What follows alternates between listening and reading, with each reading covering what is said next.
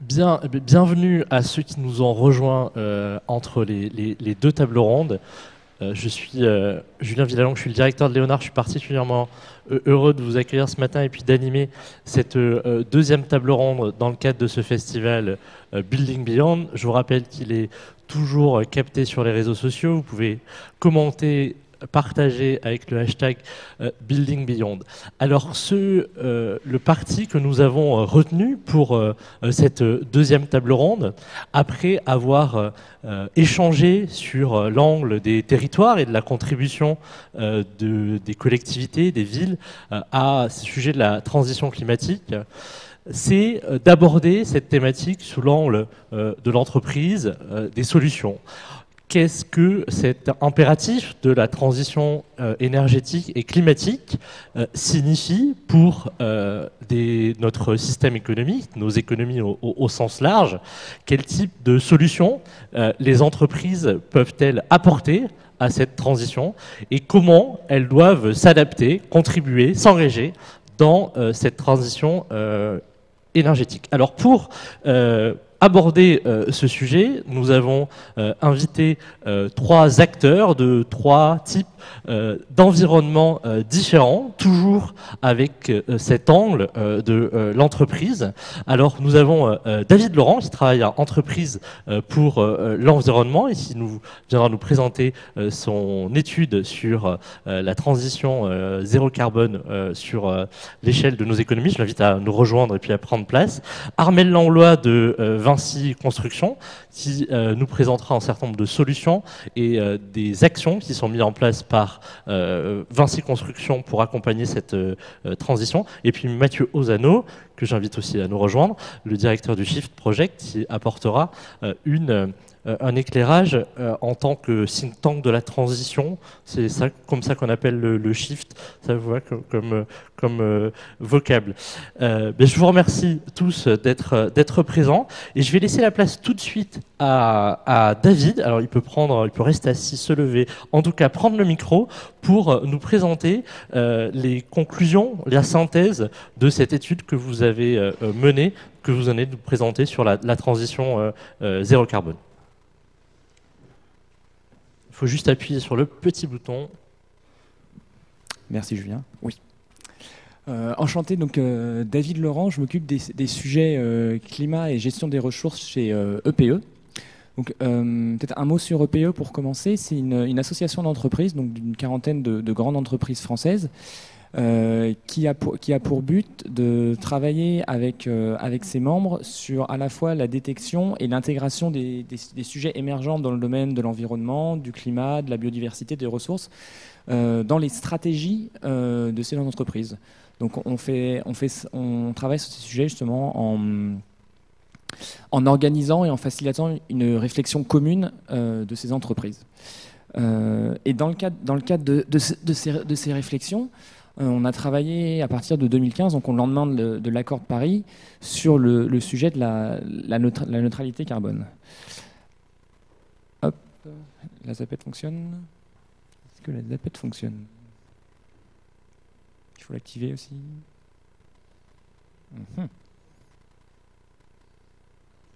Ah, ok, on y est. On va faire passer les slides par derrière, du coup. D'accord. Tac. Alors, la prochaine, c'est possible? Ok, merci beaucoup.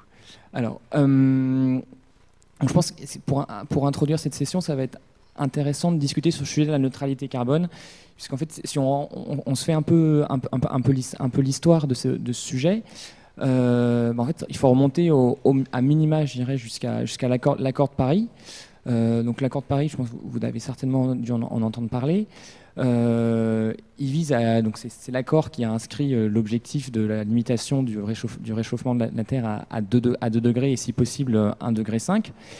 Et cet objectif, il se décline à l'horizon en 2050-2100 sur l'atteinte de la neutralité carbone à l'échelle globale. Donc la neutralité carbone, de façon très simple, ça veut dire que les émissions anthropiques, donc les émissions humaines, qu'est-ce qui viennent du bâtiment, de l'industrie, des transports, de l'agriculture, devront en totalité être compensés ou équilibrés par la capacité des puits, que ce soit les forêts, les sols ou certaines solutions technologiques, à absorber le dioxyde de carbone.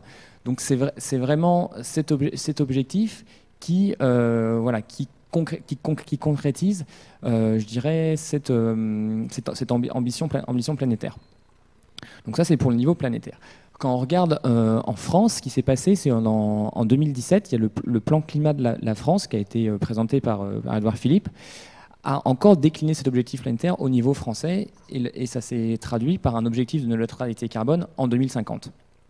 Donc c'est très d'actualité ces jours-ci, puisqu'il y a une loi qui est en discussion au Parlement qui s'appelle la loi énergie-climat et qui justement ambitionne d'une part de fixer cet objectif dans la loi et d'en décrire les grands principes pour l'atteindre. Donc maintenant on va se poser la question pourquoi je suis ici et pourquoi est-ce que les entreprises se sont intéressées à ce sujet. La neutralité carbone, c'était en 2017 quand ça s'est sorti, quelque chose qui restait encore, je dirais, un peu vague et qui avait créé un peu de perplexité sur qu'est-ce que ça veut dire pour le fonctionnement de l'économie, le fonctionnement de notre société. C'est bon, ça marche, en plus ça vibre, c'est génial. Et donc c'est là que EPE est entré en jeu, et on a réfléchi donc avec une trentaine des entreprises membres sur qu'est-ce que ça voulait dire pour notre société, c'est-à-dire quelles vont être les transformations économiques, mais également les transformations sociétales, les transformations de comportement qui sont je dirais, nécessaires, voire conséquentes de cette neutralité carbone.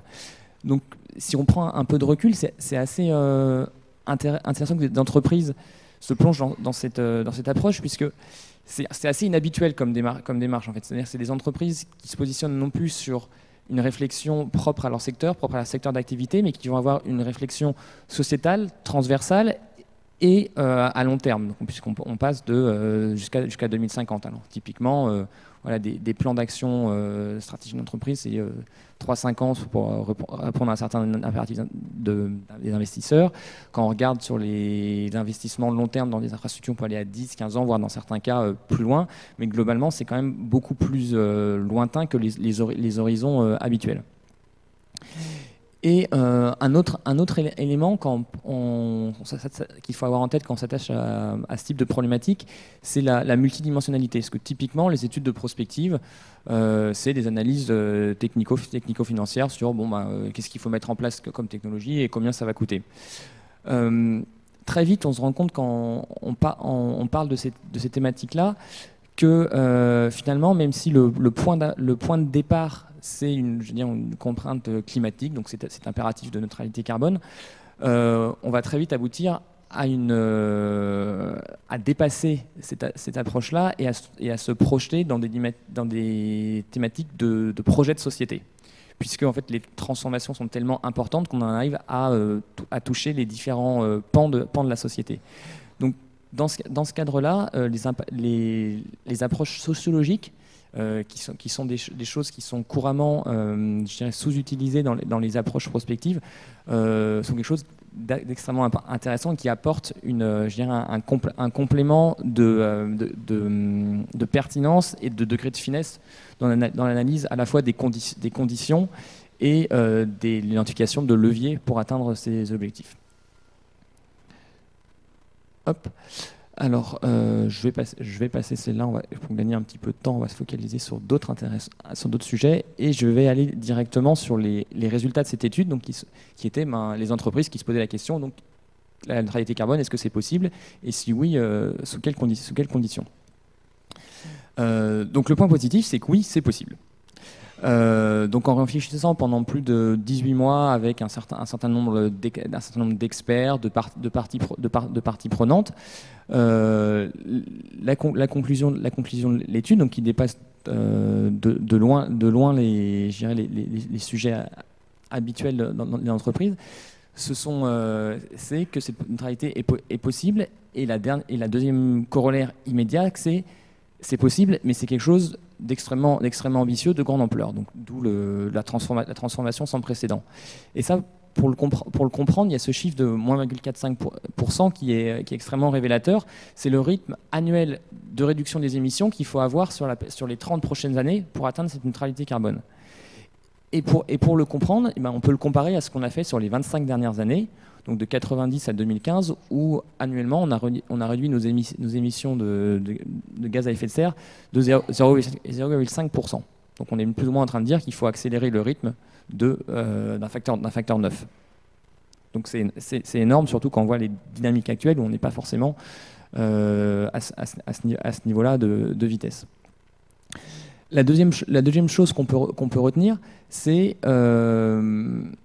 même si c'est arrivé effectivement une fois dans l'histoire sociétale de la France d'avoir ce niveau de réduction, c'était arrivé il y a eu quelques années quand on est sorti du charbon en France. Quand on est sorti du charbon et qu'on a développé le parc nucléaire français.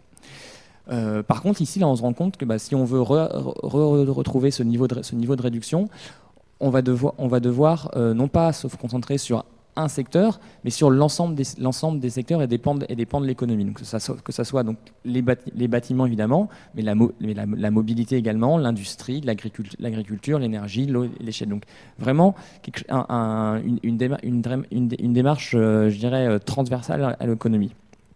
Et on le voit bien du coup en regardant les différentes strates du graphique, donc chaque couleur correspondant à un secteur, on voit que tous ces secteurs sont concernés. Et ça, c'est vraiment quelque chose de fondamental, de se dire que c'est une transformation qui va tous nous concerner, quel que soit notre domaine d'activité. Et la troisième chose, qui est quelque chose qui apparaît dans ces démarches de neutralité carbone, c'est justement l'importance de ce qu'on appelle des puits de carbone, puisque vous le voyez, on l'a dit tout à l'heure, cette neutralité carbone est caractérisée par émission égale absorption. Et donc sous l'axe, vous avez le niveau d'absorption français aujourd'hui qui devrait plus que doubler d'ici 2050. Donc c'est-à-dire changer la façon dont l'agriculture fonctionne, dont on gère nos forêts, dont on est capable de capter du CO2. Alors pour être peut-être un tout petit peu plus concret, voilà, je vais vous donner quelques chiffres pour illustrer ce que ça veut dire, ces réductions de 4,5% par an. Donc on voit mobilité moins 90%. Ça veut dire qu'on est sur le secteur de la mobilité, on décarbone quasiment entièrement cette mobilité, donc que ça soit la mobilité de passagers, la mobilité du fret.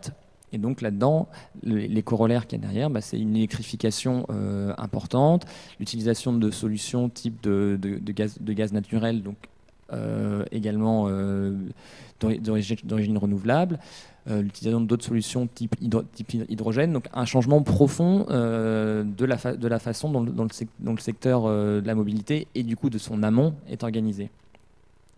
Deuxième point, moins 50% de consommation finale d'énergie. Ça c'est quelque chose de gigantesque qu'on n'a pas forcément l'habitude d'envisager. L'explication derrière, c'est si on veut se décarboner, il faut du coup des sources non carbonées. Et ces sources, elles sont par nature limitées, que ça soit la biomasse, qui a un rythme de renouvellement biologique imposé et donc qui n'est annuellement disponible uniquement en quantité limitée, mais également les autres sources, que ce soit le photovoltaïque, l'éolien, qui eux-mêmes nécessitent d'autres ressources pour leur construction, et elles-mêmes en niveau limité. Donc pour reprendre un slogan connu qui est l'énergie la moins chère et celle que nous ne consommons pas, on peut aussi dire que l'énergie la plus écologique est celle que nous ne consommons pas. Donc un aspect important sur la réduction de l'énergie. Donc puits de carbone x2, on en a parlé.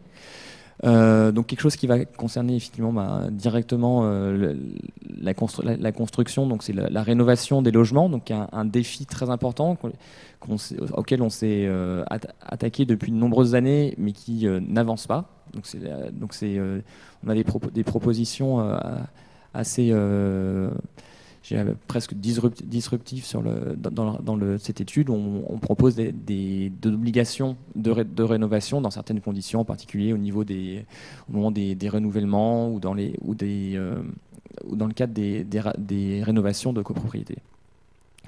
Un autre point qui va être très intéressant, je pense, pour les métiers relatifs à Vinci, c'est la diminution du rythme d'artificialisation des sols. Ça, c'est quelque chose qui vient en premier abord, quand on regardait les six secteurs précédemment, n'apparaît pas. Par contre, on se rend compte très vite que c'est quelque chose de transversal et un peu une clé de voûte de cette transformation, puisque ça va toucher énormément de choses. Donc le premier effet, on pourrait considérer, c'est les sols, c'est quelque chose qui permet de stocker du carbone. Donc pour la neutralité carbone, ça va être important. Par contre, ça a beaucoup d'autres effets. D'une part, directement, par exemple, sur ce qui va être la préservation de la biodiversité ou le maintien des terres agricoles qui ensuite permettent de mettre à disposition des produits, que ce soit pour la bioéconomie, pour l'énergie verte. Mais surtout, derrière, il y a une thématique d'urbanisation et de modèle d'organisation du territoire. Donc, on l'a vu là depuis une quarantaine, cinquantaine d'années, on a un développement de nos villes, de nos territoires, qui pousse à l'étalement, que ce soit sur les politiques fiscales ou d'organisation des sols. Et on arrive à des impacts à la fois environnementaux mais également sociétaux, avec des personnes qui habitent très loin de leur lieu de travail, donc qui sont forcées de parcourir de longues distances en véhicule individuel, parce que du fait de cet étalement, ça coûte très cher d'avoir un accès simple en transport en commun. C'est également compliqué d'avoir un accès à tous les services, que ce soit l'éducation, les loisirs. Et voilà, et vraiment des implications qui vont bien largement au-delà de cette thématique de neutralité carbone, mais qui nous expliquent vraiment ces réflexions sociologiques sur ce sujet. Et ensuite, peut-être des choses un peu plus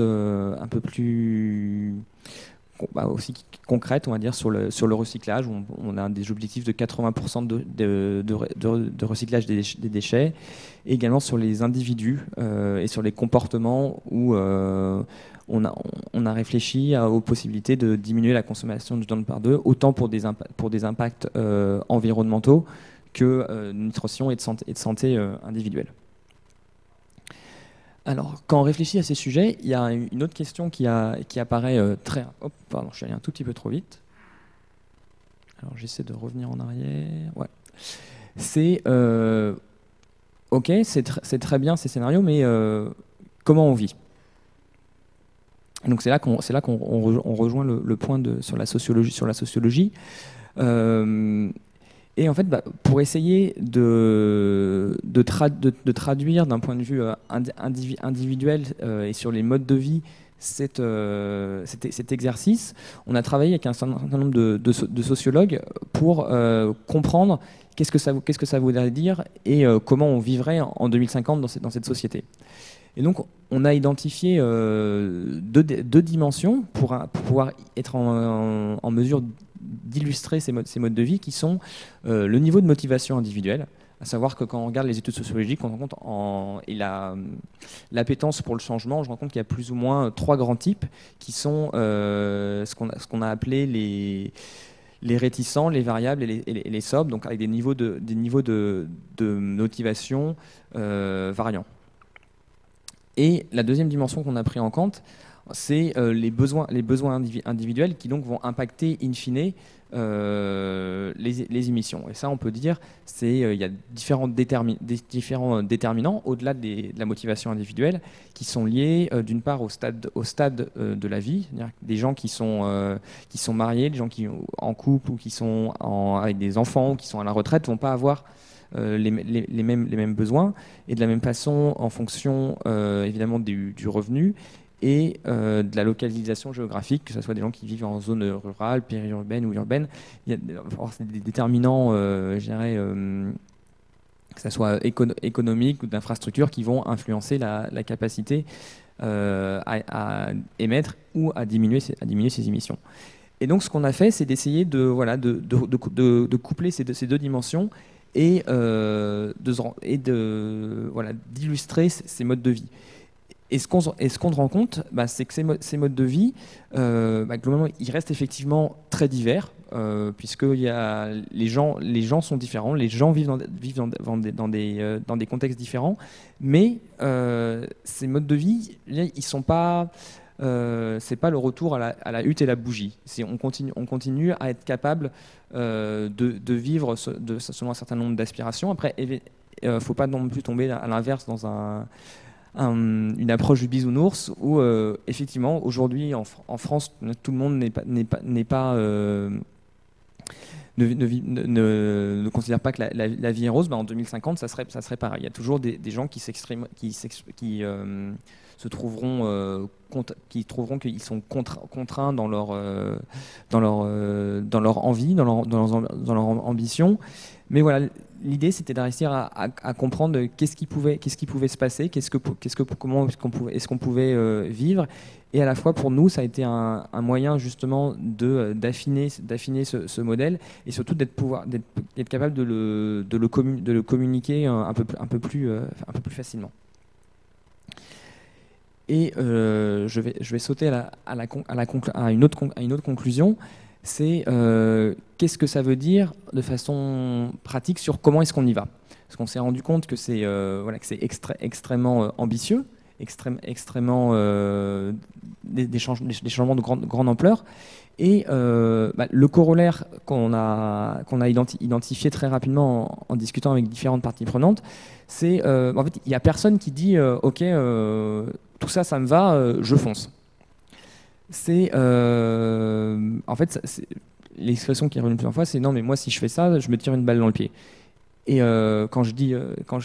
c'est pas uniquement une phrase d'entreprise, c'est également une phrase de représentants, que ce soit du gouvernement ou des pouvoirs publics ou des collectivités locales, et également de certains individus qui disent ok, moi je peux faire ça, mais que veulent faire les autres, j'ai pas envie de moi me mettre une contrainte individuelle.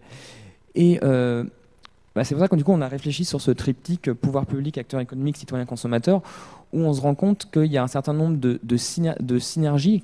Chacun a des rôles et des responsabilités différentes à assumer, que ce soit sur le fond ou sur le degré d'importance dans cette transition, mais aucun n'y arrivera tout seul et les gens ont besoin des uns des autres pour avancer dans cette transformation. Donc c'est quelque chose contre lequel on veut insister, cette dimension de solidarité nécessaire entre les acteurs pour progresser vers ce changement.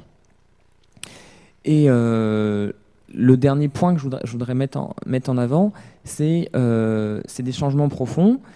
Et finalement, c'est 2030, mais on a également réfléchi à dire qu'est-ce que ça veut dire tout de suite, maintenant, qu'est-ce qu'il faut mettre en place pour être capable de maintenir la possibilité de ces trajectoires.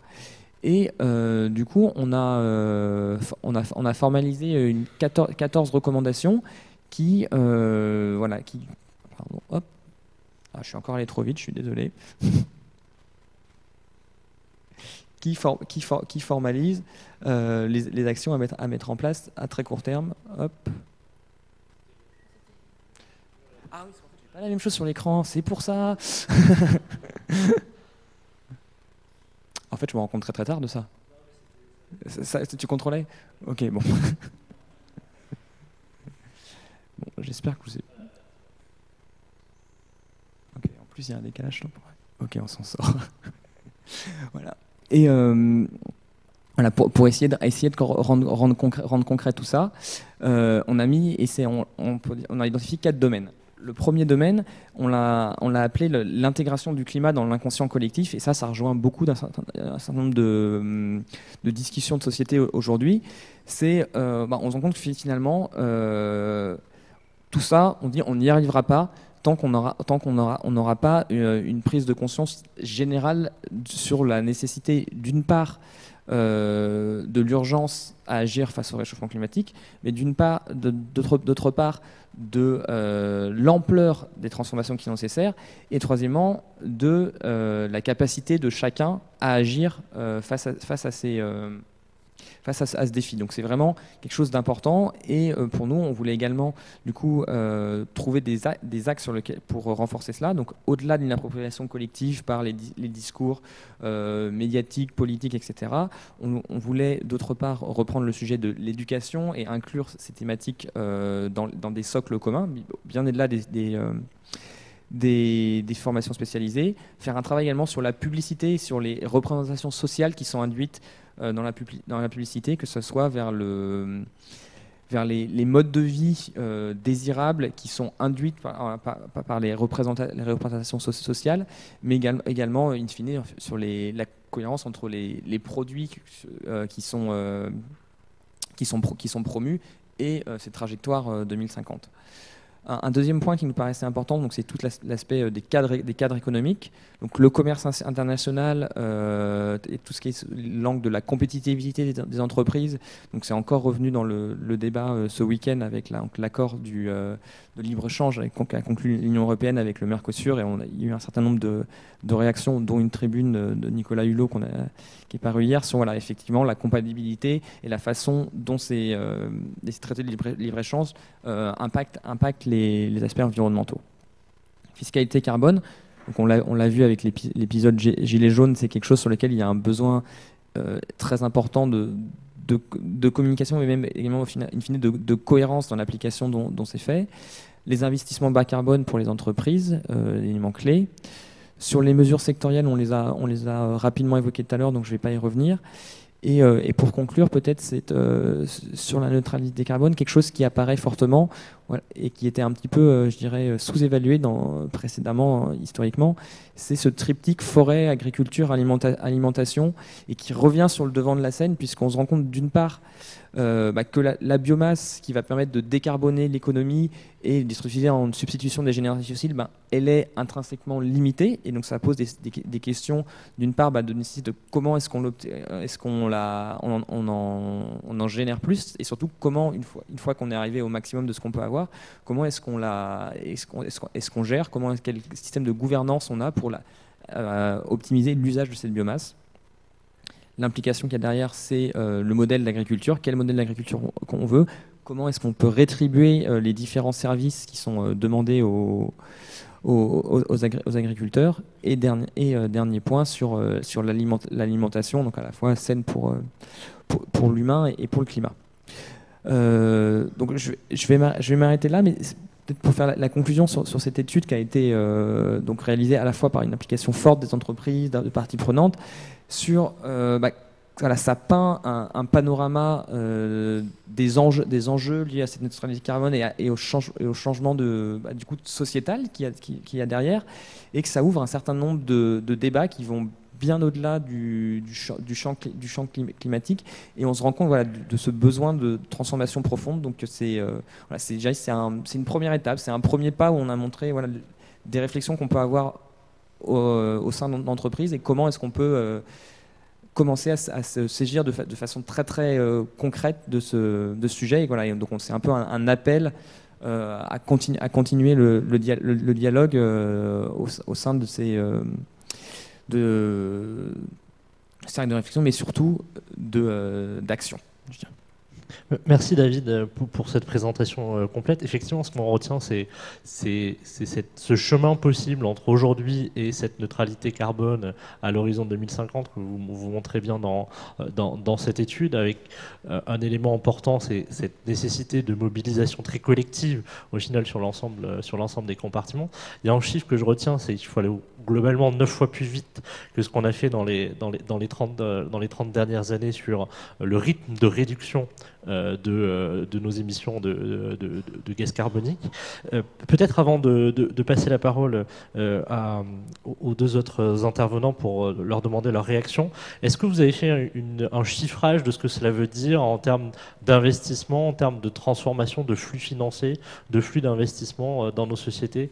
Est-ce que vous êtes allé jusqu'à ce niveau de détail pour qu'on ait aussi peut-être un autre indicateur sur l'ambition qu'il doit y avoir derrière? Oui, on l'a fait de façon assez macro. Et là, quand on regarde aujourd'hui sur les principaux secteurs de la transition énergétique, c'est-à-dire on va dire bâtiment, énergie, mobilité, on compte les investissements aujourd'hui, ils sont aux alentours de 30-40 milliards par an.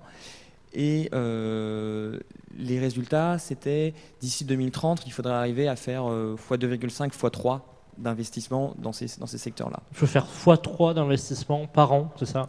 Les 30 milliards, c'est... D'ici 2030, entre donc, du coup 2018 et le chiffre, c'est 30 milliards par an, et il faut arriver à 90 milliards, c'est ça? C'est ça. À peu près par an d'ici 2030 pour avoir cette... hors énergie. Hors énergie. Ah ben... Je pense que tu peux peut-être réagir, Mathieu. Du coup, j'allais te passer la parole. Du coup, peut-être pour avoir une réaction peut-être générale sur cette étude qui vient d'être présentée par David. Puis peut-être une question sur le chiffre. Vous êtes assez sensible aux transitions, on regarde la limitation des ressources aussi. Peut-être comment est-ce que cette étude vous paraît inclure suffisamment cette dynamique de ce que vous avez pu en voir. Et puis, de façon plus générale, quand on regarde les sujets de la mobilité, de l'énergie, du bâtiment, des infrastructures, quel type de recommandations, si on se donne cet objectif de neutralité carbone à un horizon, alors 2050 pour l'étude d'EPE, mais à définir, quel type de recommandations, vues du shift, doivent s'appliquer à nos entreprises, à nos économies, pour être au rendez-vous de cet objectif? Ça fait plein de questions, ça. Peut-être la réaction globale. Ouais, la première réaction, c'est bravo. Cette étude, elle donne beaucoup de grains à moudre à plein de gens qui sont en gros d'accord sur l'ordonnance. Là, aujourd'hui, c'est très nouveau pour les gens qui s'intéressent, qui se préoccupent de ces enjeux-là, c'est qu'on a un consensus assez global, sauf Valeurs Actuelles et les pages opinion du Figaro, sur le diagnostic. On a un cancer généralisé qui s'appelle l'addiction aux énergies fossiles, et il faut se sevrer le plus vite possible. On est dans la situation du fumeur qui se dit, bon là, il faut que j'arrête. On n'a pas encore commencé à arrêter, mais on se dit, là, vraiment, il faut que j'arrête. Donc là, ce qui est super, c'est que la conversation commence sur la thérapie. Okay, au Shift Project, qui est une structure qui a pas mal de points communs avec EPE, c'est-à-dire qu'on a une association loi 1901, ce qui est, je crois, le cas d'EPE aussi, et on a vocation attachée de pousser à la roue de la transition énergétique en étant financé par des industriels pas beaux qui polluent comme Vinci, mais qui tâchent d'instruire une vision stratégique de ce que ça pourrait être un monde économique et industriel beaucoup moins polluant, et en particulier émetteur de CO2. Donc nous, avant la présidentielle, on avait fait quelque chose qui était un exercice qui était assez similaire à ce travail. C'était 9 propositions pour décarboner l'Europe, où on était à l'échelle européenne, et on disait un peu, de notre point de vue, quelles étaient les premières étapes, les premières lignes sur l'ordonnance pour arriver à sortir des énergies fossiles. Alors, sur l'étude que vous avez publiée, je disais qu'elle était extrêmement utile pour instruire la conversation sur qu'est-ce que c'est une thérapie propice. Tactiquement, elle est très intéressante aussi parce qu'elle est tamponnée par des grands patrons, comme notamment parmi les membres de PE, le président de PE, et puis le patron de Renault maintenant, et le patron de la BNP, qui disent des choses qui sont dans les prescriptions Tout le monde sait que ça fait partie de l'ordonnance. Pour la première fois, on a des grands patrons qui assument ça, qui parlent, par exemple, tu l'as cité, d'obligation de rénovation des bâtiments. Voilà. Si vous voulez sortir des énergies fossiles, il y a quelques passages obligés, et notamment, il y en a un qui s'appelle « Trouver des formes propices d'obligation de rénovation », en particulier pour ce qu'on appelle les passoires thermiques, les logements qui sont les plus voraces en énergie, et où il fait froid l'hiver et très très chaud l'été. Alors moi, je me suis servi de cette étude, pas plus tard que la semaine dernière, en planchant, en étant auditionné au Sénat, en disant, alors les sénateurs, moi ça fait 10 ans que ça fait 20 ans que je m'intéresse à ces sujets-là, et ça fait quasiment 10 ans que j'essaie de pousser à la roue. Parmi les élus qui ont déjà quitté la salle avant même que vous ayez terminé la phrase, quand vous parlez d'obligation de rénovation, il y a les sénateurs. Et là, je peux dire maintenant, oui, mais regardez l'étude ZEN 2050, vous verrez qu'une large partie des plus grandes entreprises françaises tamponnent une prescription comme ça, une ordonnance qui est trouver des moyens et de fait, c'est là où on en est aujourd'hui et c'est passionnant, c'est quelque chose qui est soutenu non pas par on n'en y est pas encore à l'unanimité, mais par une large partie de la Macronie, par exemple, au Parlement. Alors ça, c'est intéressant. Maintenant, un regard critique sur le travail que vous avez fait, et puis c'est bien parce que c'est la vertu, nous, on est... notre boulot, je pense que c'est un peu la même chose, c'est de lancer des conversations cohérentes. Voilà. Lancer des conversations qui amènent critique, contre-critique, pour essayer de préciser un peu ce qu'on raconte. Notre rôle, c'est de faire rencontrer ces gens-là. Donc ouais, on est très contents. Sachant que sur les grandes lignes, en fait, là, si on regarde ces 14 recommandations, c'est très intéressant parce que moi, je souscris à tout ce qui est là, mais qu'est-ce que c'est ce qui est là? Pour moi, ce sont des outils. C'est une boîte à outils. Voilà, une boîte à outils. Ce qui manque à la France et en fait à toutes les nations qui ont signé et qui n'ont pas renié l'accord de Paris, c'est de passer de la boîte à outils au plan de montage. Personne ne l'a fait aujourd'hui. Nous, au Shift, c'est notre leitmotiv de dire à qui veut l'entendre, à France Stratégie, à Matignon, à l'Association des grandes entreprises françaises, si vous n'avez pas un travail de planification, voilà, au sens plein du terme, tu as pris une comparaison, tu as dit, il n'y a qu'une seule fois où c'est arrivé de baisser les émissions d'une grande nation développée, très vorace en énergie comme la France, de 5% par an, c'est lorsqu'on a fermé les centrales au charbon. Il y a eu une autre période, c'est la guerre. En fait, on n'a jamais connu de baisse constante des émissions de CO2, c'est-à-dire de la consommation d'énergie fossile, qu'en temps de crise profonde. Voilà. C'est ça la comparaison.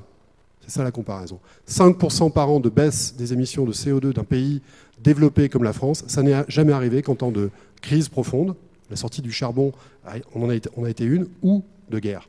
Eh ben, si on veut être à la hauteur de ça, mais je m'arrêterai là parce que sinon je vais être trop long, mais il faut, de manière indispensable, se mettre dans des conditions d'une planification de l'effort de guerre, équivalent à un effort de guerre que constitue le sevrage des énergies fossiles. Juste d'un mot, moi j'ai été très frappé, il faut s'habituer à... Quand on a ramé à contre-courant pendant de nombreuses années, il faut s'habituer à, comme dire en anglais, take yes for an answer. On a le Shift et puis d'autres, on a beaucoup poussé à la création d'un truc qui s'appelle le Haut Conseil au climat, dont le président du Shift, Jean-Marc Jancovici, fait partie. Qui a remis son premier rapport. Oui, qui vient de rendre son premier rapport, et justement, c'est là où je voulais en venir. Donc c'est là où les Athéniens commencent à s'atteindre.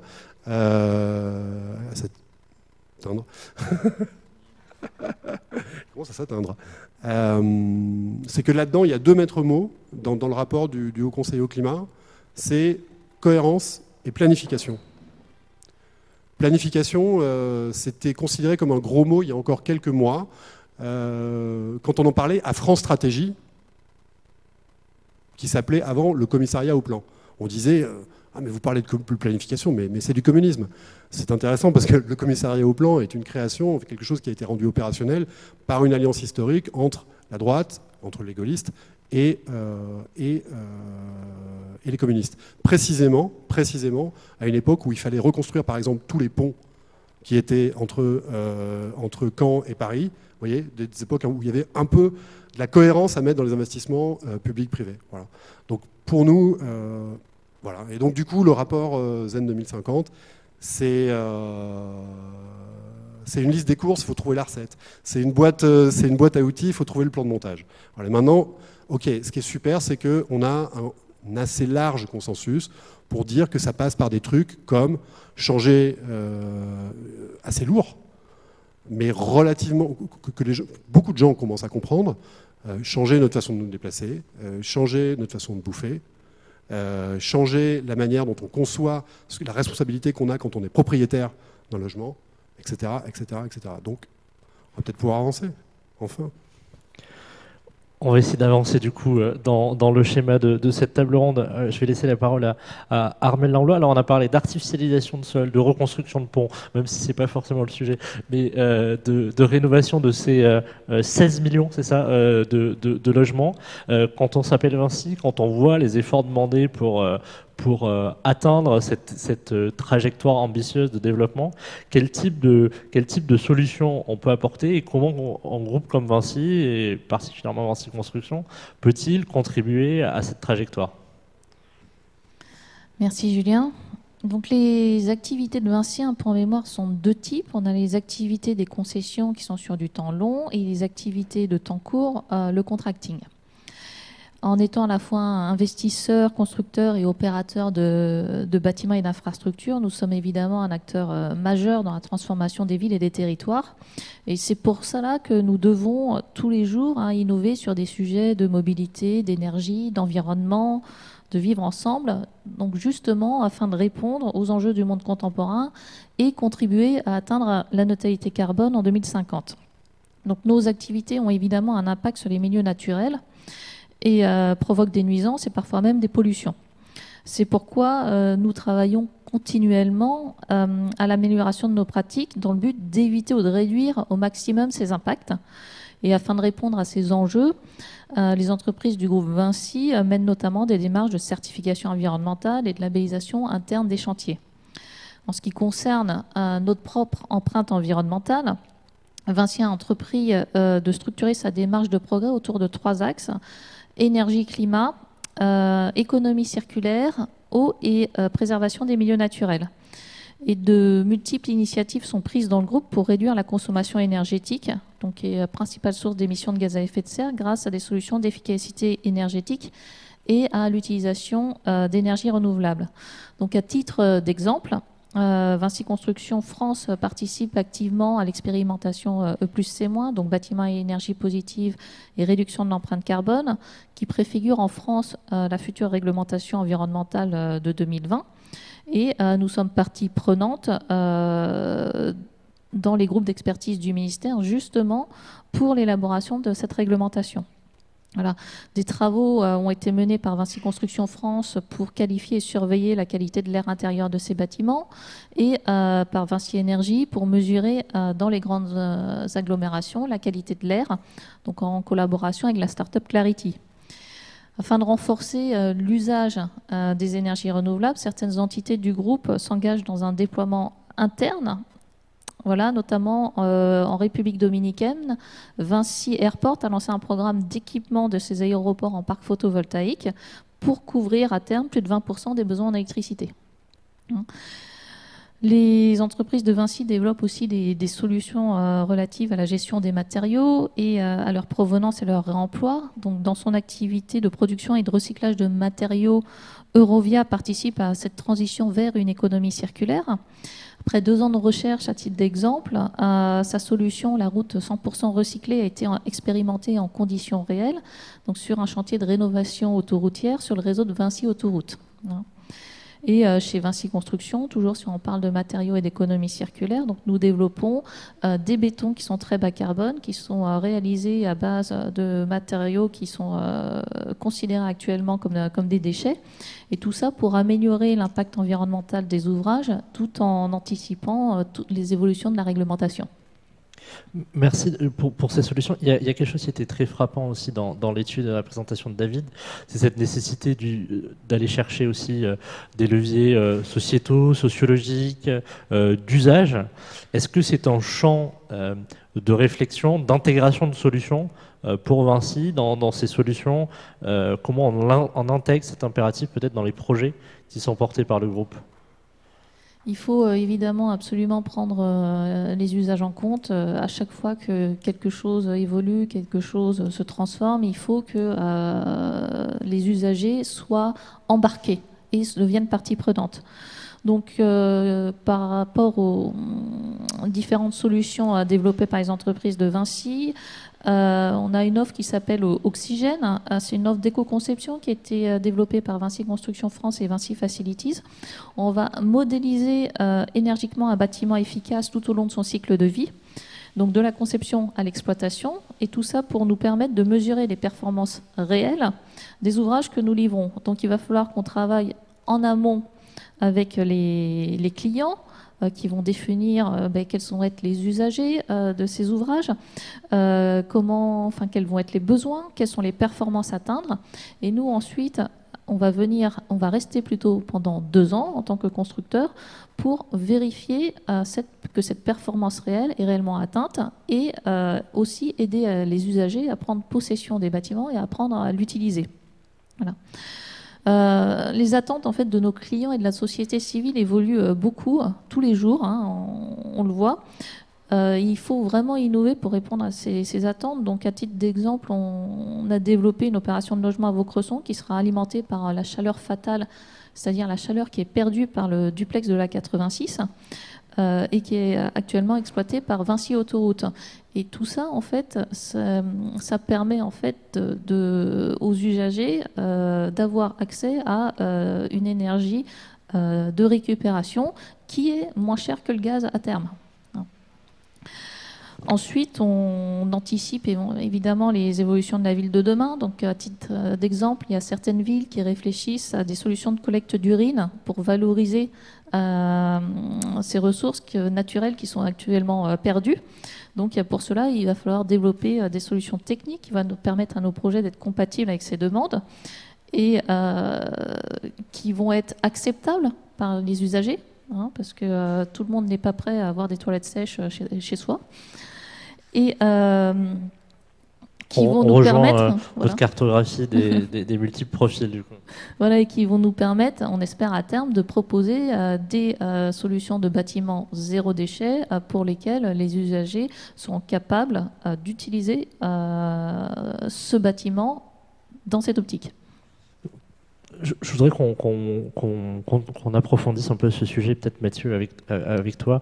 On a ces solutions techniques qui se développent dans les entreprises où on va capter un certain nombre d'usages pour agir sur les comportements et essayer peut-être d'être dans l'une des cases de la matrice de David.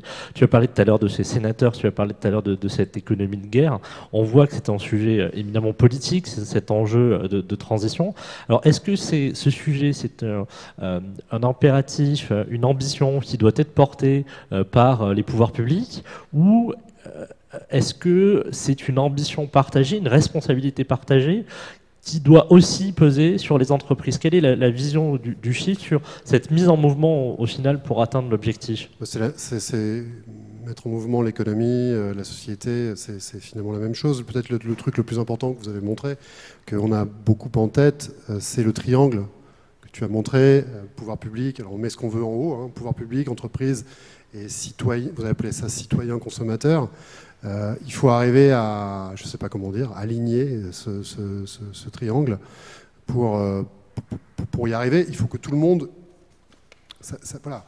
Quand je parle d'effort de guerre, et je maintiens, ce n'est pas un vain mot, en termes d'ampleur des investissements à mobiliser, des obstacles réglementaires qu'il faut mettre dans la course d'obstacles, qui est finalement le capitalisme.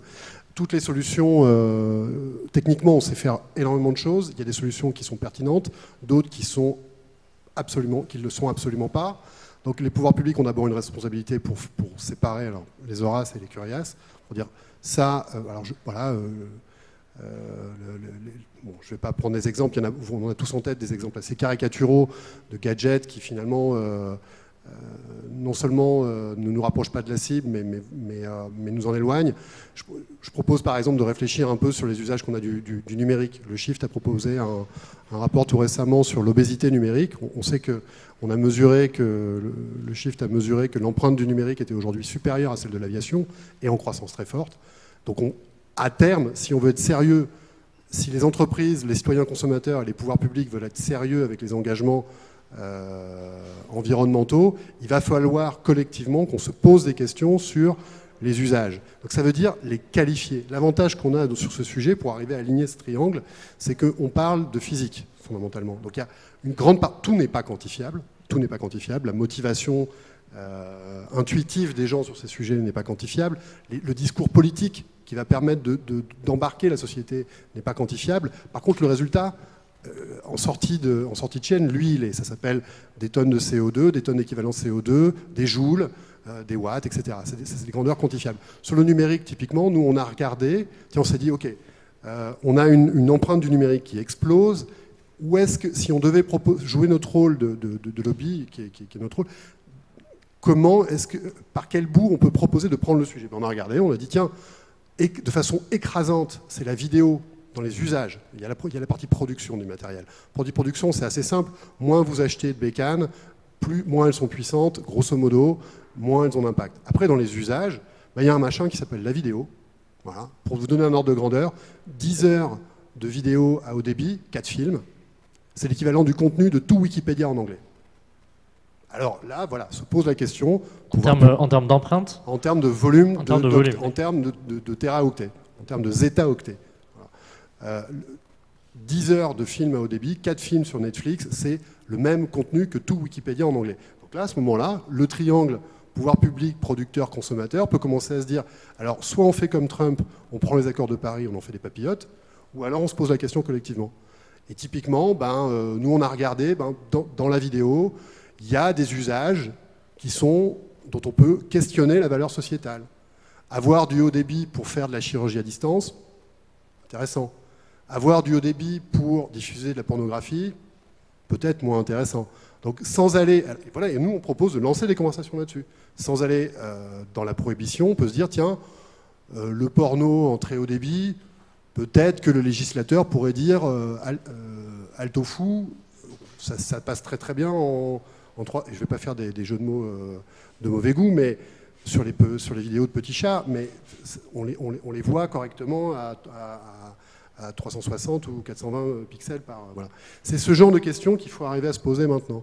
Est-ce que j'ai les moyens en adéquation avec les objectifs? Et est-ce que mon chemin d'investissement, ce que je privilégie, ce que j'interdis, voilà. Est-ce que tout ça est cohérent avec l'objectif? Je prends un autre exemple qui n'a rien à voir avec celui que je viens de citer, mais qui est non moins important. Je reviens à votre étude.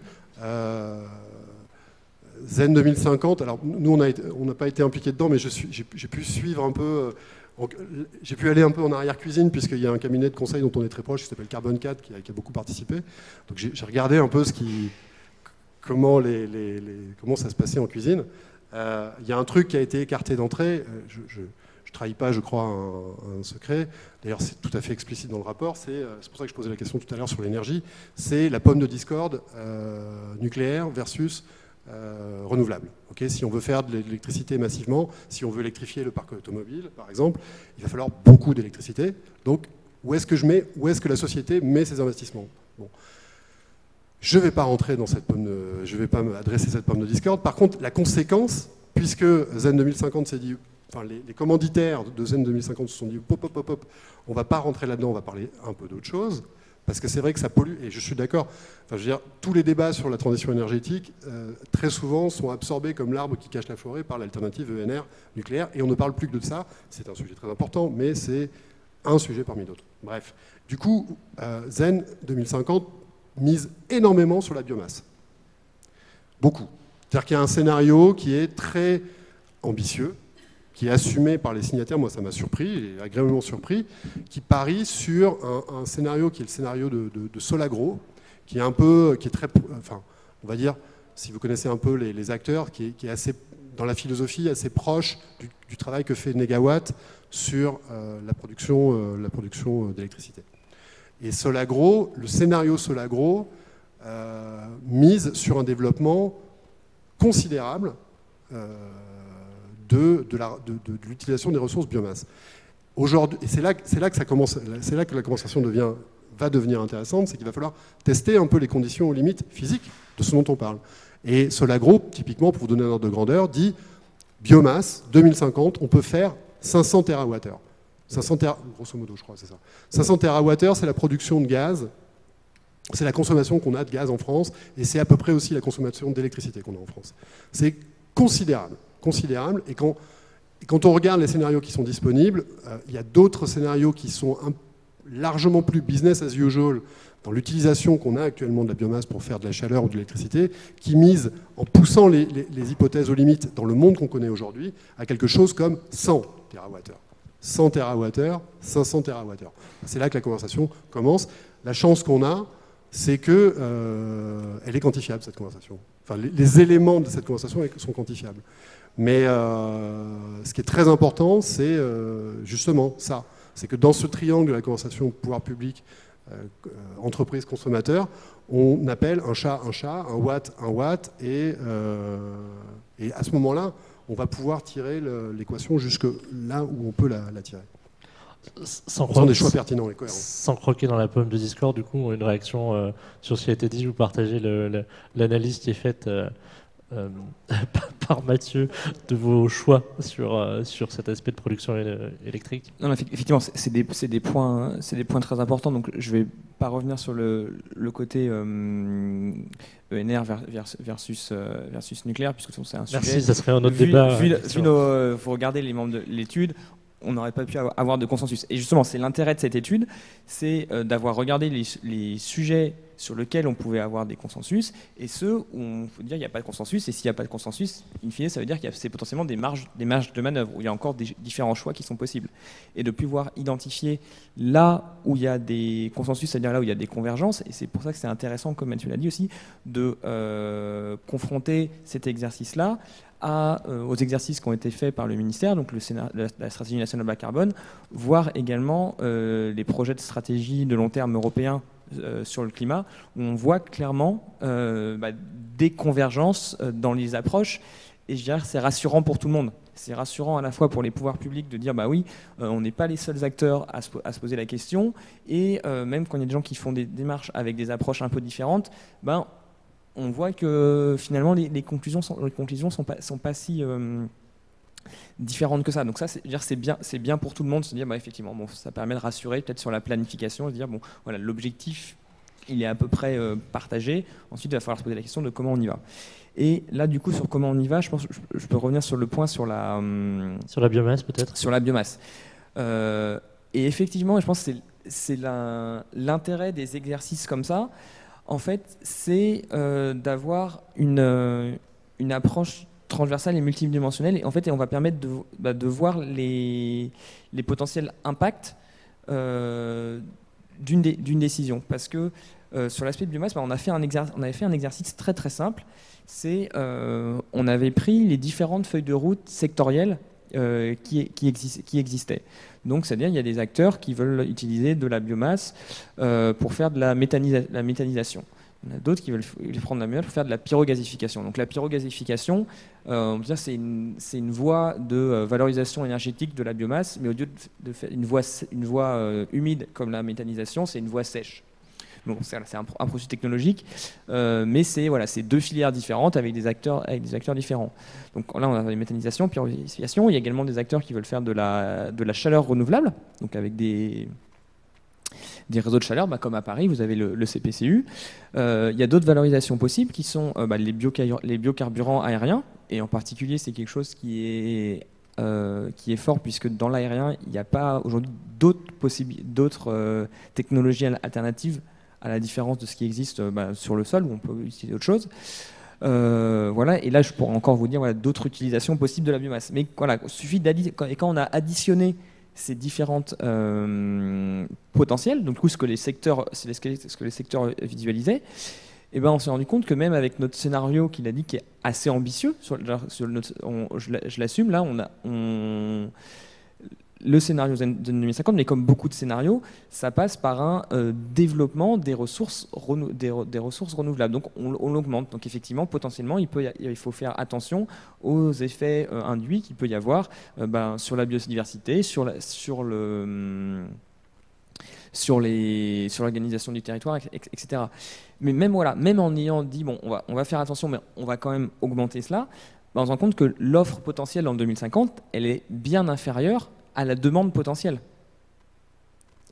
Et donc derrière, qu'est-ce que ça veut dire ? Ça veut dire qu'effectivement, il y a un besoin de planification et d'organisation, parce que soit on laisse le marché complètement faire ça, et à ce moment-là, ça sera des critères de marché économique, mais je dirais pas forcément les plus vertueux pour la société, qui vont imposer cette répartition de la biomasse, et potentiellement du coup avec des effets rebonds qui pourraient être négatifs sur les filières. Soit on met en place cette gouvernance. Je pense que c'est l'intérêt de dire il y a différentes possibilités, mais il y a un moment il faudra faire des choix et veiller à ce que les choix qu'on soit faits, ils soient informés, ils soient faits en état de cause. Mathieu, tu avais une réaction rapide, je t'ai vu. Oui, très rapidement. Donc, ce que tu dis est essentiel. C'est comment est-ce qu'on arrive à boucler l'équation et comment est-ce qu'on évite les effets de bord désagréables et non pertinents. Pour donner un exemple qui n'est pas tout à fait une caricature, l'Allemagne développe considérablement la méthanisation. Ils importent des céréales d'Ukraine. Bon, en camion. Voilà. Parce qu'ils n'ont pas la ressource. Vous voyez, c'est ce genre de... C'est un problème systémique. C'est pour ça que c'est un grand problème politique, un grand problème de société totale, où il va falloir se confronter, c'est ça l'écologie politique, à la réalité physique. Justement, sur ces problèmes de société, je vais peut-être mettre une autre pomme de discorde que le débat ENR nucléaire sur la table. Il y a quelque chose qui est frappant dans les... presque. Alors, je ne sais pas si c'est en parti pris ou une conséquence de l'étude, c'est la compatibilité du scénario à la croissance économique. Et globalement, on dit qu'on peut construire cette transition dans une croissance économique. En même temps, on a de plus en plus de débats ou de prises de position, d'affirmations qui dit que cette transition, elle n'est possible que dans un monde en décroissance ou à minima très fortement sobre dans l'utilisation de nos ressources. C'est quoi les arguments, vu de votre fenêtre, qui plaide plutôt pour ce deuxième scénario que pour le premier? Je vous demande peut-être de faire l'avocat du Mathieu, David, sur ce sujet. Vas-y. Alors rapidement, parce que je suis sûr qu'on va avoir beaucoup d'idées qui vont émerger. Bon, effectivement, c'est un sujet très, je dirais presque épidermique. C'est la compatibilité, croissance avec des scénarios on va dire, vert ou vertueux pour la planète. Là-dessus, moi, il y a quelque chose sur lequel je m'appuie beaucoup, c'est tout ce qui s'est développé autour de l'économie circulaire. Et le principe de base qu'il y a derrière l'économie circulaire, c'est le découplage entre la création de richesses et les impacts environnementaux. Et je pense qu'il faut bien séparer ça, à savoir que si on regarde sur l'aspect ressources, on le sait, donc il y a les Nations Unies qui ont sorti un rapport en mars dernier à Nairobi sur la gestion des ressources actuelles. Et les constats ils sont simples, c'est depuis 1970, on a multiplié par 3 le taux d'extraction des ressources naturelles, et si on regarde à 2050, si on continue sur les tendances actuelles, tout ce qui s'appelle les objectifs de développement durable, donc qui sont les objectifs globaux pour un développement humain, on n'y arrivera pas avec le fonctionnement actuel. Donc on peut dire que là-dessus, oui, sur l'aspect extraction-utilisation des ressources naturelles, notre modèle n'est pas compatible. Ensuite, il faut regarder l'autre aspect qui est l'aspect économique et le modèle qu'il y a derrière. On vit actuellement dans un modèle, une économie qui est une économie de marché, qui est fondée sur le principe du capitalisme. Et ensuite, ça pose des questions, effectivement, est-ce que c'est le meilleur modèle? Donc là-dessus, ça dépasse de loin, je dirais, le sujet d'aujourd'hui. Peut-être, je peux donner quelques éléments, c'est... il faut regarder si c'est pas ça, c'est quoi les alternatives. Et aujourd'hui, on voit il y a quand même des modèles d'évolution du capitalisme de marché actuel. Je pense, parce qu'il nous a beaucoup concerné côté entreprise, c'est tout ce qui est les discussions autour de la raison d'être sur les derniers mois. Finalement, à quoi ça sert une entreprise? Et c'est un peu une remise en cause du lemme qui était une entreprise, ça sert à faire des profits et à redonner de l'argent à ses actionnaires. Donc, finalement, là, on est en train de se dire, finalement, peut-être ça sert à autre chose. Excellent. Mathieu, tu voulais... Non, Joker. Joker. Non. Non, moi, rapidement, je pense que croissance, décroissance, comme disait Gilles Deleuze, c'est à propos des concepts des nouveaux philosophes, c'est des concepts gros comme des dents creuses. De quoi on parle? Surtout depuis la crise des subprimes, où on a une économie avec des taux d'intérêt négatifs pour éviter la déflation. De quoi on parle, en fait, quand on parle de croissance? Non, ce qui est intéressant, c'est de savoir qu'est-ce qu'on demande à la société et comment l'économie se met au service de ce dont la société a besoin. C'est ça. Alors, effectivement, dans les traités européens, la croissance est inscrite. C'est peut-être un peu... On aurait pu éviter ça. Mais... Il faut renverser le raisonnement. Et puis, quand tu parles d'économie circulaire, on a développé une économie, et de plus en plus depuis 1973, et de plus en plus depuis la crise de 2008, qui consiste à tirer des chèques en blanc sur l'avenir. Et par exemple, la crise de la dette de 2008 a été résolue en accumulant davantage de dettes. Donc, passer sur une logique de sobriété systémique, parce que c'est ça dont on parle, de sobriété des systèmes, de transport, de consommation, d'habitat, ça peut parfaitement être compatible avec la logique actuelle, pas forcément, mais potentiellement, parce que tout simplement vous allez faire une économie qui va être économe, davantage économe, une économie qui va faire de l'autofinancement au lieu de tirer des chèques en blanc sur l'avenir. Mais pour y arriver, il faut être cohérent. Sinon, on risque de dépenser de l'argent pour rien. C'est ce qu'on a tendance à faire aujourd'hui sur beaucoup de sujets. Pour donner un ordre de grandeur, aujourd'hui, pour reparler de la crise des Gilets jaunes, qui a mis le doigt quand même là-dessus, sur la pertinence du modèle de développement qui est le nôtre, puisque la crise est partie sur les prix de l'énergie. La TICPE, la taxe sur les carburants, dégage 35 milliards par an pour l'État. D'ailleurs, l'État est un peu jugé parti là-dedans, puisque c'est sa quatrième ressource. 35 milliards. Si on met bout à bout toutes les aides qui sont pour acheter, faire l'isolation chez soi, acheter des bagnoles un peu moins consommatrices, on arrive péniblement à 2 milliards. 35 milliards de ressources, 2 milliards d'aides à la transition de l'autre côté.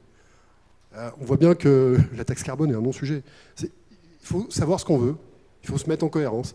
Aujourd'hui, un Trump est beaucoup plus cohérent que nous. Il dit, moi, je m'en fous, après nous le déluge. Nous, on dit, ah non, nous, on veut pas ça. Mais on n'a pas encore... Je reprends mon exemple de tout à l'heure. On est encore dans la situation du fumeur qui se dit, il faut vraiment que j'arrête, mais là, il me reste 2 clopes. Où est le tabac ouvert pour que j'en ai demain, quoi. Il faut s'y mettre, quoi. Okay. Avant de laisser la parole à la salle, peut-être deux derniers points. Alors, on voit que cette trajectoire est possible jusqu'à... Alors, c'est la traduction de la trajectoire à 2 degrés sur la neutralité carbone en 2050. Ce sujet climatique, c'est aussi du changement climatique, quel que soit le scénario dans lequel on est. Donc il y a des logiques, des nécessités d'adaptation. Peut-être une question plus pour Armelle dans ces sujets. Comment, quand on est en constructeur, quand on fait du bâtiment, quand on fait des projets comme Vinci, on inclut cette nécessité, quelle que soit l'ambition qu'on va tirer de l'atténuation de nos émissions et de l'économie de nos ressources, de cette adaptation aux conséquences du changement climatique, et quel type de solution on peut mettre en avant? C'est une question vaste. Hein. C'est très vaste. C'est une question très vaste. Pour donner, on va prendre des exemples concrets.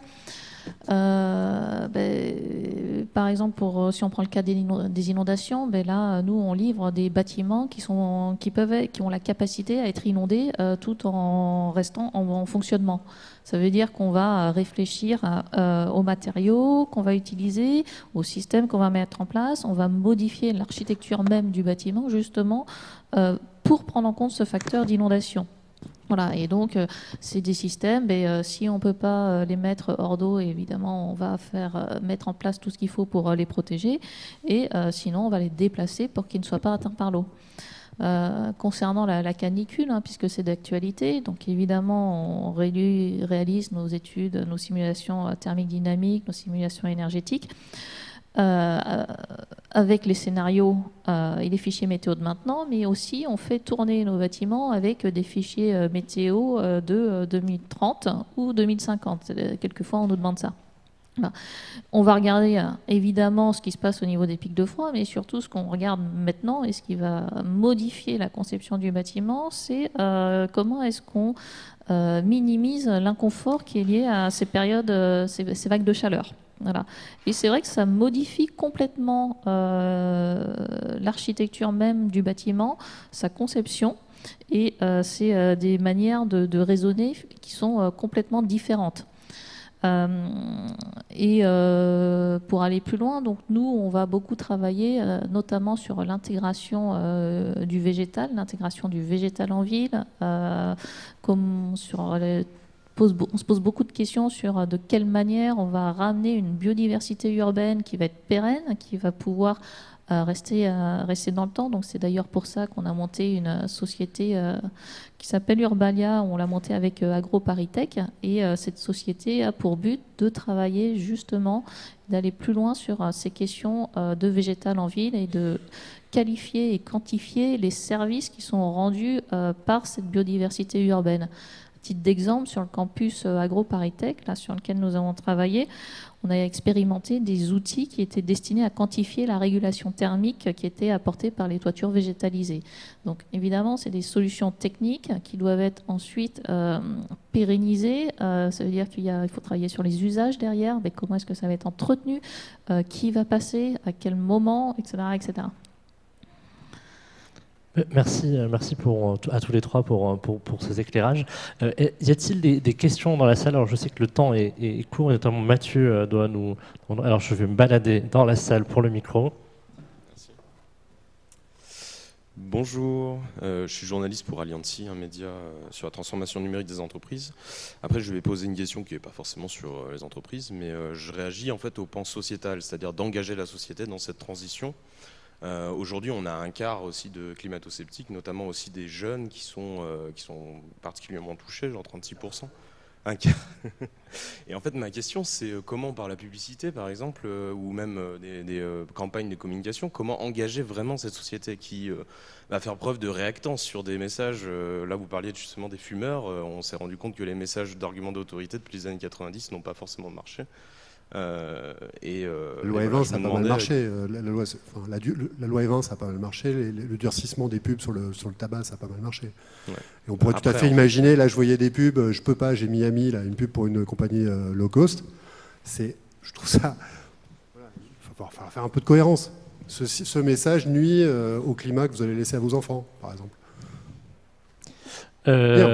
Ou alors, encore une fois, on prendra l'accord de Paris, on déchirera et puis on dira on s'en fout. Mais ça fait partie des trucs de cohérence qu'il va falloir... On va y venir.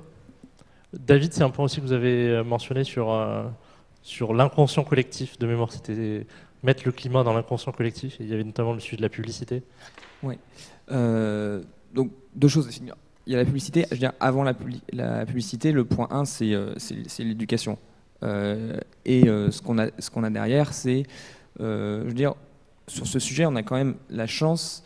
je dirais d'avoir un consensus scientifique, je dirais le plus large qu'il n'y a aucun autre sujet où il y a autant de chercheurs d'horizons différents et de niveaux scientifiques tels qu'on a eu ces travaux mondialement reconnus. Donc c'est quand même extraordinaire ce qui a été fait, et maintenant il y a un besoin que ça soit largement compris et partagé dans la société.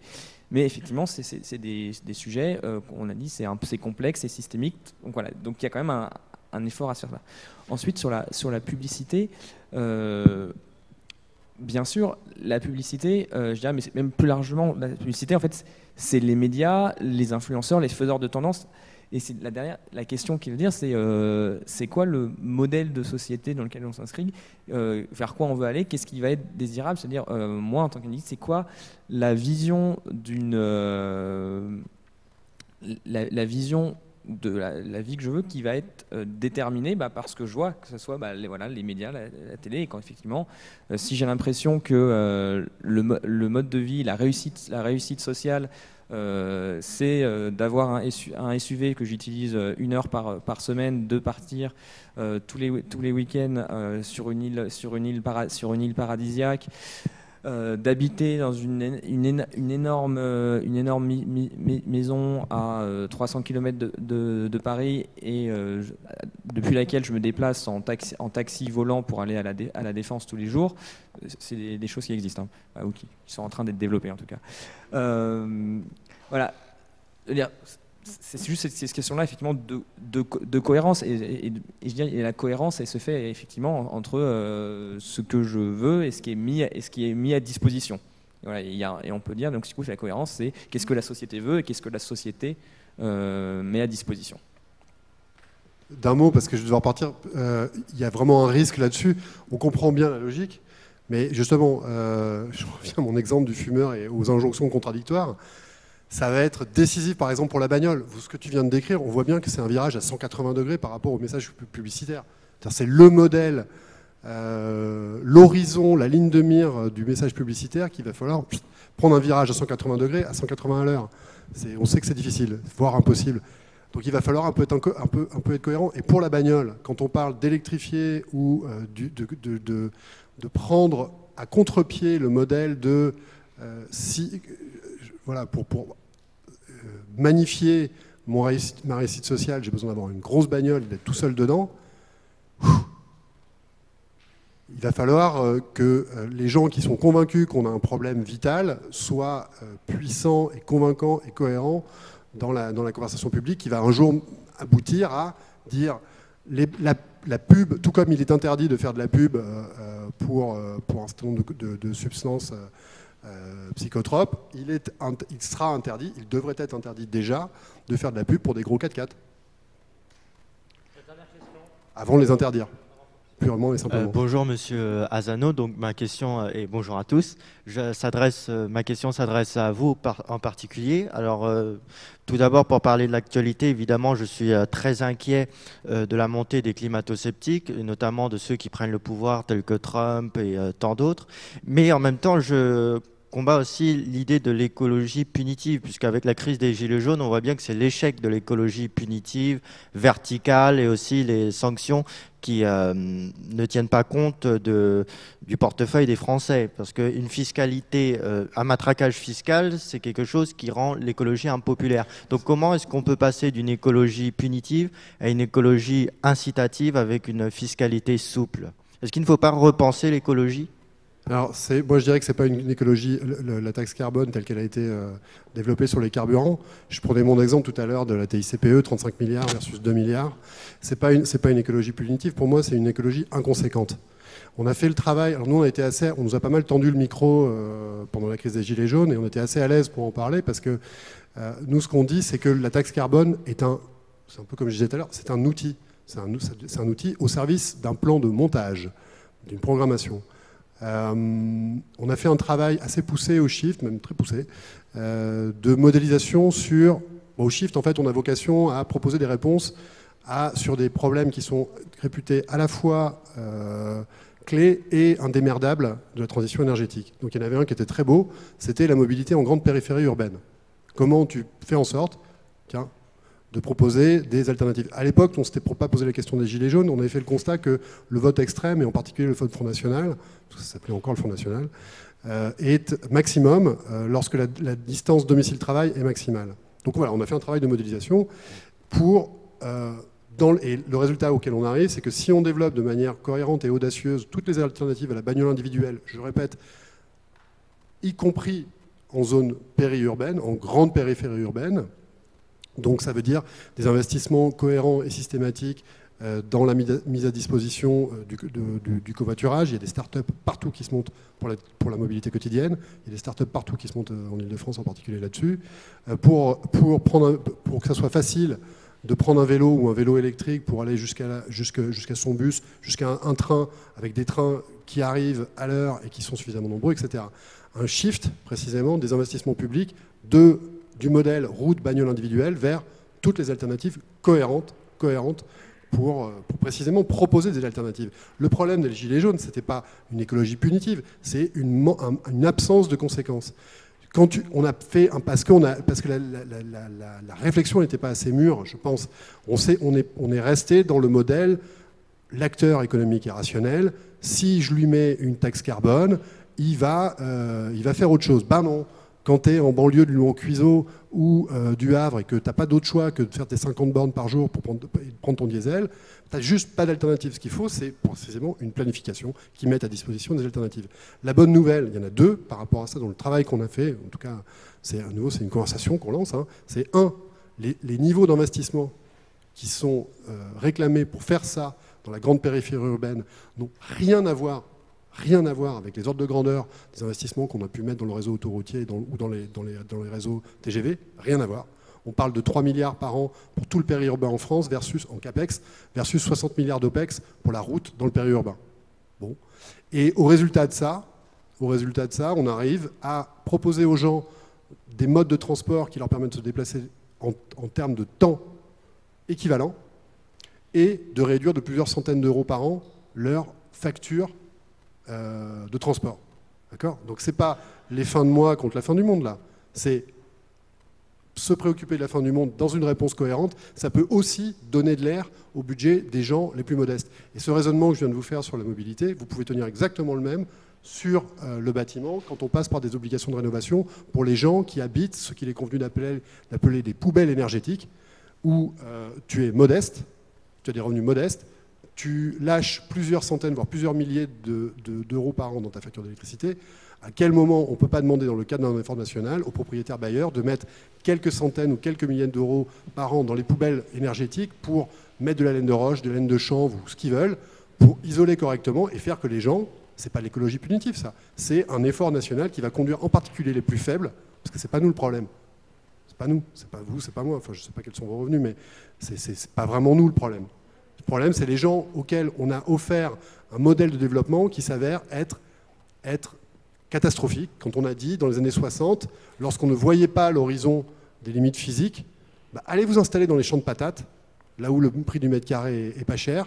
Vous inquiétez pas, votre diesel, il sera toujours pas cher, et demain, on rase gratis. Là, on commence à voir, c'est symptomatique que la crise des Gilets jaunes, qui est une crise sur le pouvoir d'achat de manière générale, se soit cristallisée sur les prix de l'énergie. Pour moi, c'est un symptôme extrêmement puissant et qui est aussi puissant que le symptôme Trump.